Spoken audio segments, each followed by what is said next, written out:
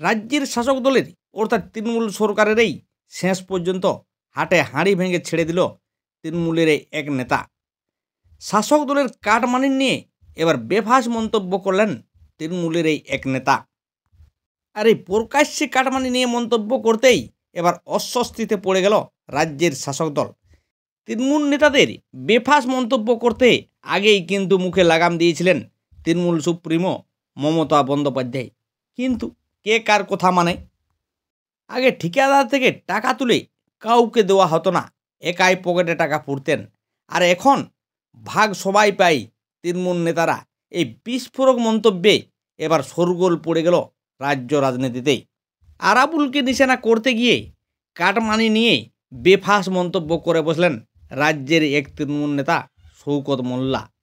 বৃহস্পতিবার বিজয়গঞ্জ বাজারে তৃণমূল কর্মীদের নিয়ে একটি কর্মী সভা করেন শওকত মোল্লা। আর সেই সভায় শওকত মোল্লা আরাবুলকে নিয়ে একের পর এক বোমা ফাটাতে থাকেন। আরাবুল নাকি পঞ্চায়েত সমিতি থেকে লক্ষ লক্ষ টাকা তছরূপ করেছেন, আর কাটমানির টাকায় গরিবদের কম্বল বিতরণ করেছেন। তাছাড়া তিনি বলেন, একটা সময় পঞ্চায়েত সমিতিকে কন্ট্রাক্টররা যে পয়সা দিত সেটা কোনো এক ব্যক্তি একা নিয়ে চলে যেতেন। এখন আর কিন্তু তা হয় না। আর এখন যদি কন্ট্রাক্টরদের কাছ থেকে 5 পয়সা কমিশন পাওয়া যায়, সেটা আমরা গরিব মানুষকে দান করি।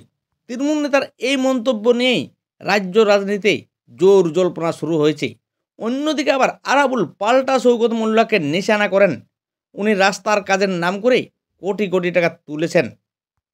তবে আরাবুল ইসলাম এবং শওকত মোল্লার এই যে বাদানুবাদ, এতেই কিন্তু উত্তপ্ত হয়েছে ভাঙড়ের রাজনীতি।